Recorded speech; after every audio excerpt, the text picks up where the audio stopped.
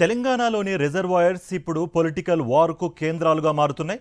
వర్షాభావ పరిస్థితులకు వైపు కాళేశ్వరం ప్రాజెక్టుపై నెలకొన్న అనిశ్చితితో నీళ్లు లేక వెలవెలబోతున్నాయి. కరీంనగర్లోని లోయర్ మానేరు డ్యాం ఎన్నడూ లేని రీతిలో ప్రాజెక్టులో నీటి మట్టం అడుగంటిపోతోంది. వర్షాలు లేక ఎల్ఎండి జలకలను కోల్పోయి ఎడారిని తలపిస్తోంది. నీటి ప్రాజెక్టులు కాంగ్రెస్ బీఆర్ఎస్ మధ్య మాటల తూటాలకు వేదికలవుతున్నాయి.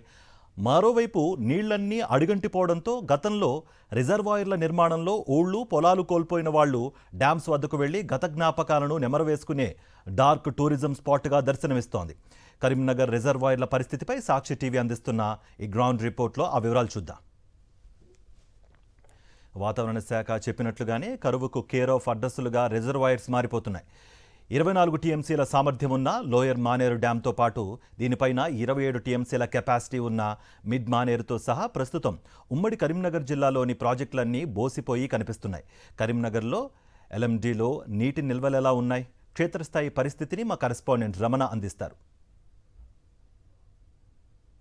క్రికెట్, ఫుట్బాల్, వాలీబాల్ ఏ ఆటకైనా సంసిద్ధంగా కనిపిస్తున్న ప్లే గ్రౌండ్ను మనం చూస్తున్నాం అనుకుంటున్నామా? కాదు, ఇది ఎల్ఎండి డ్యామ్. అయితే ఇక్కడ వర్షాకాలంలో ఇప్పటికే పెద్ద ఎత్తున నీటితోని జలకళతోని ఒక పర్యాటకులందరినీ కూడా ఆకర్షించే విధంగా కనిపించాల్సిన ఈ డ్యాము, ఈ రిజర్వాయరు ఇప్పుడు పూర్తిగా బోసిపోతుంది. అయితే ఇదే ఇప్పుడు పొలిటికల్ ప్లే గ్రౌండ్గా కూడా మారింది. దీంతో మొత్తంగా రాజకీయ యుద్ధం నడుస్తుంది. BRS working president MLA KTR ఇక్కడికి వచ్చి పలు ఆరోపణలు చేశారు. దానిపైనే ఈరోజు కూడా మొత్తంగా అంటే కాళేశ్వరానికి సంబంధించిన ఒక ఇష్యూలో మొత్తం ప్రాజెక్టులన్నీ కూడా ఎలా ఆధారపడ్డాయి అనేది బీఆర్ఎస్ చెప్తుంది. ఈ క్రమంలో కాళేశ్వరంతో సంబంధం లేకుండానే ఎల్ఎండి, అదేవిధంగా లోయర్ మానేరు డ్యాము, ఎల్లంపల్లి ఇవన్నీ కూడా గతంలో పనిచేశాయి. ఇవన్నీ కాంగ్రెస్ హయాంలోనే జరిగాయని చెప్పేసి ప్రభుత్వ వైపు పెద్దపల్లి ఎమ్మెల్యే విజయ రమణారావు కూడా మాట్లాడారు. ముఖ్యంగా కేటీఆర్ పైన ఆయన ఫైర్ అయ్యారు. మొత్తంగా ఇది ఒక రాజకీయ యుద్ధంగా మారింది మనం చూడవచ్చు. కానీ మొత్తంగా వర్షాభావ పరిస్థితులతోని ఇది ఒక ప్లే గ్రౌండ్గా మారిపోయింది. దాదాపు ఇక్కడికి మొత్తం అంటే మనం ఒకవైపు అటు కెమెరా తిప్పి చూపిస్తే కనుక కొంచెం బర్లన్నీ కూడా అంటే పశువులు, మేకలు ఇవన్నీ వచ్చి ఇక్కడ పచ్చిక మేసే ఒక ప్రాంతంగా కూడా మనకు కనిపిస్తుంది. అంటే మొత్తంగా ఒక జలకళతోని తాగునీరును అందించాల్సిన ఈ ప్రాజెక్ట్ అనేది ఇప్పుడు పూర్తిగా వర్షాభావ పరిస్థితులతోని ఈ ట్యాంకులు నింపకపోవడంతో మొత్తంగా బోసిపోతున్న దృశ్యాలు అయితే మనకు స్పష్టంగా కనిపిస్తున్నాయి. మొత్తంగా కాళేశ్వరం నుంచి ఒకవేళ నీటి విడుదల చేస్తే కనుక టెక్నికల్గా ఎన్డీఎస్ఏ దాన్ని వద్దన్నదని చెప్పేసి ప్రభుత్వం చెప్తుంది. కానీ కన్నేపల్లి పంప్ హౌస్ నుంచి నీటిని ఎత్తిపోయొచ్చు అని చెప్పేసి బీఆర్ఎస్ చెప్తుంది. ఈ విషయంలో స్పష్టతనిచ్చేది ఎవరు అనే ఒక గందరగోళం అయితే నెలకొంది. పబ్లిక్లో ఎవరి మాట నమ్మాలనో తెలియని పరిస్థితి కూడా మనం చూస్తున్నాం. అయితే ప్రస్తుతం మనం ఉన్న ఎల్ఎండికి సంబంధించి 24 టీఎంసీలకు గాను ఇప్పుడు కేవలం 5.5 టీఎంసీలే ఉన్నాయి. ఇంకొక టీఎంసీ కనుక పడిపోతే, ఇంకొక 2 టీఎంసీలు కనుక పడిపోతే 3 టీఎంసీలకు ఇది డెడ్ స్టోరేజ్కి చేరుకుంటుంది. అయితే ఒక నెల 2 నెలలు ఇలాగే గడిస్తే కనుక ఇప్పటికే తాగునీటికి సంబంధించిన అవసరాలను తీరుస్తున్న ఈ ఎల్ఎండిలో ఆ నీరు కనుక అయిపోతే డెడ్ స్టోరేజ్కి పడిపోతే ఏంటి పరిస్థితి అనేది మాత్రం ఖచ్చితంగా ఒక పెద్ద ప్రశ్న. ఈ నేపథ్యంలో మొత్తంగా వర్షాలు సమృద్ధిగా కురవాలని చెప్పేసి ఒకవైపు జనం కోరుకుంటున్నారు. ఆ ఆందోళన కూడా మనం చూస్తున్నాం. మరొకవైపు ఈ ట్యాంకులను ప్రభుత్వము నింపాలి, ముఖ్యంగా కాళేశ్వరం ద్వారా నింపాలని చెప్పేసి డిమాండ్స్ కూడా తలెత్తున్నాయి. ఈ క్రమంలో మరి ప్రభుత్వం ఏం చేస్తుంది? ఈ ట్యాంకులు కావచ్చు, ఈ వర్షాభావ పరిస్థితుల నేపథ్యంలో నీటికి ఎద్దడి నెలకొంటే ప్రభుత్వం ఎలాంటి చర్యలు తీసుకుంటుంది, అందుకోసం ఎలాంటి ప్రిపరేషన్ అవుతుంది అనేది మాత్రం ఖచ్చితంగా మనం వేచి చూడాల్సి ఉంది. 10 రోజుల క్రితం కాళేశ్వరం, నిన్న లోయర్ మానేరు డ్యాం. ప్రతిపక్ష బీఆర్ఎస్ ఇప్పుడు ప్రాజెక్టుల బాట పట్టింది. కాళేశ్వరం ప్రాజెక్టు సందర్శన తర్వాత బీఆర్ఎస్ వర్కింగ్ ప్రెసిడెంట్ కరీంనగర్లో ఎల్ఎండిని సందర్శించారు. వర్షాభావ పరిస్థితులతో నెలకొన్న కరువుకు అధికార కాంగ్రెస్ కూడా ప్రధాన కారణమన్న వాదనను జనంలోకి బలంగా తీసుకెళ్లే యత్నం చేశారు. మేడిగడ్డలో సమస్య ఉంటే కన్నేపల్లి పంప్ హౌస్ నుంచైనా నేరుగా నీటిని రివర్స్ పంప్ చేసుకోవచ్చునంటోంది బీఆర్ఎస్. అదే జరిగితే ఎల్లంపల్లి ద్వారా మిడ్ మానేరు, లోయర్ మానేరు నుంచి పోచమ్మ సాగర్, రంగనాయక సాగర్ వరకు నీటిని నింపుకోవచ్చునన్నది బీఆర్ఎస్ వాదన. ఈ క్రమంలో రైతులకు నీళ్లిమ్మంటే మా రక్తం పారిస్తామంటోంది అంటూ ఘాటుగా విమర్శించారు. కన్నెపల్లి దగ్గర మేము పోయి చూసినాం, 1,00,000 క్యూసెక్లు నీళ్లు పోతున్నాయి. అంటే రోజుకు 9 టీఎంసీల నీళ్లు మంచిగా బ్రహ్మాండంగా లోవర్ మానేరు డ్యామ్ నింపైన నీళ్లున్నాయి అక్కడ.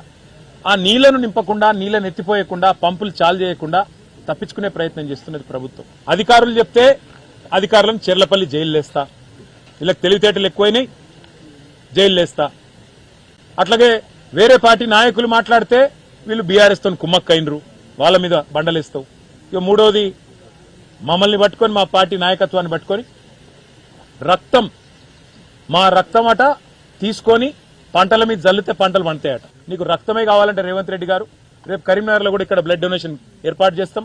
మేమందరం రక్తం ఇస్తాం నీకు కావాలంటే. మా రక్తమే అంతా నీకు కావాలనుకుంటే, మా రక్తం చూస్తేనే నీ కళ్ళు శాంతిస్తాయి అనుకుంటే అందరం రక్తదానం చేస్తాం, నీకు పంపిస్తాం. కానీ రైతులకు నీళ్ళు ఇయ్యి. ఇదేం దరిద్రం నాకు అర్థం కాదు. నువ్వు రాష్ట్ర ముఖ్యమంత్రిలాగా ఆలోచించకుండా చిల్లర మాటలు, తెల్లారు లేస్తే బూతులు, ఇవి తప్ప ఇంకోటి నీకు వస్తలేదు. తీరుపై అధికార కాంగ్రెస్ మండిపడుతోంది.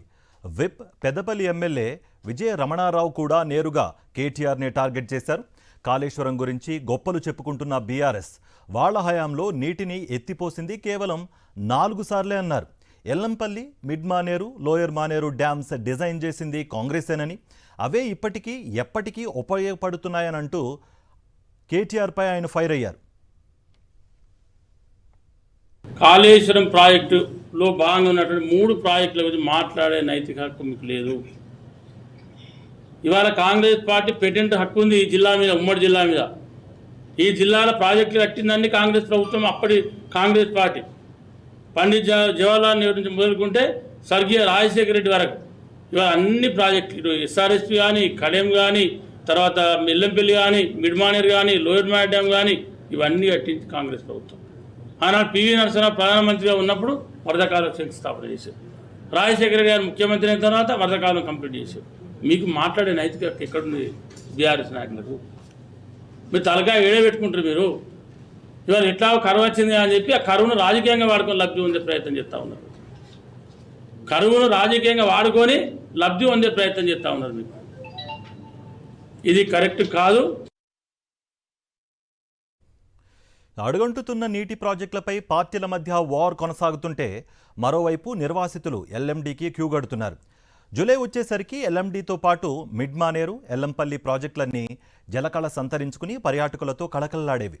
అలాంటి టూరిస్ట్ స్పాట్స్ ఎడారిలా మారి గతంలో ప్రాజెక్టులో భాగంగా కోల్పోయిన ఊళ్ళు, బావులు, పొలాలు, సమాధులు, గుళ్ల వంటివి బయటపడుతున్నాయి. తాము కోల్పోయిన వాటిని చూసుకునేందుకు వచ్చేవారితో ఎల్ఎండి ప్రాజెక్టు డార్క్ టూరిజం స్పాట్లా దర్శనమిస్తోంది. ఎన్నో ఊళ్ళు, ఆ ఊళ్ళల్లో అస్తిత్వ నినాదం, ఇవన్నీ కూడా కోల్పోతూనే కానీ ఒక పెద్ద రిజర్వాయరు, ఒక పెద్ద డ్యాము నిర్మాణం కాదు. ఆ క్రమంలోనే నిర్మించిన ఎల్ఎండి డ్యాంలో ప్రస్తుతం మనం ఉన్నాం. ఈ క్రమంలో మనకు ఎల్ఎండి డ్యాంలో చూస్తే పూర్వపు ఆనవాళ్ళన్నీ బయటపడుతున్నాయి. నేను మీకు ఒక బావి చూపిస్తున్నా. మొత్తంగా ఈ ఊళ్ళన్నీ కొట్టుకపోయినప్పుడు ఇక్కడ ఎలాంటి పరిస్థితులు, దృశ్యాలు ఉండేనో అవన్నీ కూడా ఆనవాళ్ళు ఇప్పుడు బయటపడుతున్నాయి. అలాంటి బావిని నేను మీకు చూపిస్తున్నాను. ఈ బావి గతంలో ఇక్కడ ఉన్న ఊర్లకు సంబంధించిన ఒక పెద్ద బావి, వ్యవసాయ బావి. ఇవన్నీ కూడా ఇప్పుడు మనం చూస్తున్న ఈ ప్రాంతం అంతా కూడా మొత్తంగా వ్యవసాయ క్షేత్రాలు, ఇక్కడ పొలాలు ఉండేటివి. అయితే ఇప్పుడు కూడా ఈ సరిహద్దుల్లో మొత్తంగా నీళ్ళు లేకపోవడంతో కొంత వాళ్ళకున్న నీటి వనరులతో ఇక్కడ వ్యవసాయం చేసుకుంటున్న రైతులు కూడా మనకు ప్రస్తుతం కనిపిస్తున్నారు. అంతేకాకుండా ఇప్పుడు ఈ ఆనవాళ్ళన్నీ బయటపడుతుండడము, తర్వాత దేవాలయాలు, చిన్న చిన్న గతంలో కోల్పోయిన ఇళ్ళు, బావులు ఇవన్నీ బయటపడుతుండడంతో మొత్తంగా ఇది ఒక డార్క్ టూరిజం ప్రాంతంగా మారిపోయింది. ఈ డార్క్ టూరిజం ప్లేస్కు గతంలో ఇక్కడ నివసించిన వాళ్ళు పక్కకు వేరే ఆర్&ఆర్ కాలనీలకు వెళ్ళిపోయిన వాళ్ళంతా కూడా ఇక్కడికి వచ్చి చూడడానికి కూడా ఇప్పుడు ఆసక్తి చూపిస్తున్నారు. మరొక వైపు ఇటు ఈ విధంగా ఉంటే పరిస్థితి ఇదే ఇప్పుడు రాజకీయ వివాదాలకు, కొట్లాటలకు ఒక వేదిక అవుతుంది. ముఖ్యంగా ప్రాజెక్టుల విషయంలో ఇప్పటికే బీఆర్ఎస్ వర్సెస్ కాంగ్రెస్ అన్నట్టుగా పరిస్థితి తయారవడంతో మొత్తంగా రాబోయే రోజుల్లో వీళ్ళ రాజకీయ వివాదాలు ఎలా ఉన్నా కూడా ప్రజల పరిస్థితి ఏంటి, తాగునీటి పరిస్థితి ఏంటి, సాగునీటి పరిస్థితి ఏంటి, ఇవన్నీ కూడా ఇప్పుడు ప్రశ్నలు అయితే మన ముందున్నాయి. కెమెరా పర్సన్ సతీష్తో రమణ, సాక్షి టీవీ, ఎల్ఎండి నుంచి. ఓవైపు అధికార కాంగ్రెస్, ప్రతిపక్ష బీఆర్ఎస్ రాజకీయ తగువుకు ప్రాజెక్టులు వేదికలవుతుంటే ఇంకోవైపు వర్షాభావం వల్ల ఎడారుల్లా మారిపోయిన రిజర్వాయర్లు కరువును కళక్కడుతున్నాయి.